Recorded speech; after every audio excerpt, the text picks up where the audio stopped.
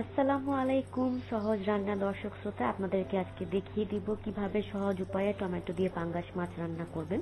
তো সময় নষ্ট না করে চলেন আমরা মূল ভিডিওটিতে চলে যাই। এক্ষেত্রে আমাদের লাগবে হচ্ছে 8 থেকে 10টি পাঙ্গাস মাছ।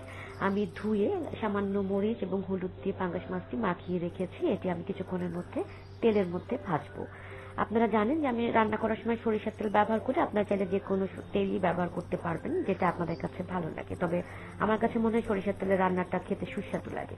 তো মাছগুলোকে আমি ঢাকনা ছাড়াই ভাজবো। প্রথমে একবার ভাজার পর যখন দেখবো নিচটা হয়ে আসছে, তখন আমি মাছটাকে একবার উল্টে দিব এবং দ্বিতীয়বার উল্টে দেওয়ার পর মাছটাকে আমি একটা বাটিতে নামিয়ে রাখবো এবং এই তেলের মধ্যেই কিন্তু আমি পরবর্তী রান্নাগুলো করব। দিয়ে দিচ্ছি কাঁচা পেঁয়াজ কুচি, খুব সুন্দর করে আমি নেড়ে চেড়ে এগুলোকে সেদ্ধ হওয়া পর্যন্ত দিব। এরপর দিব আদা রসুন বাটা। আমি একটু ফাস্ট দেখাচ্ছি কারণ ভিডিও অনেক বড় হয়ে যায়। দিয়ে দিচ্ছি লবণ এবং কিছু পানি, 1 কাপের মতো পানি দিয়ে নেড়ে চেড়ে দিচ্ছি লাল মরিচের গুঁড়া, দিব সামান্য হলুদ গুঁড়া 1 চামচ করে দিচ্ছি আমি। এর মধ্যে দিচ্ছি ধনিয়া গুঁড়া, দিয়ে আবার সুন্দর করে নেড়ে চেড়ে কষিয়ে নিচ্ছি।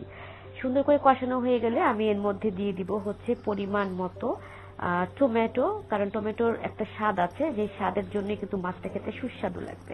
এবার আবার 1 কাপ পানি দিয়ে আমি আবার সুন্দর করে কষিয়ে নিচ্ছি ঝোলটাকে।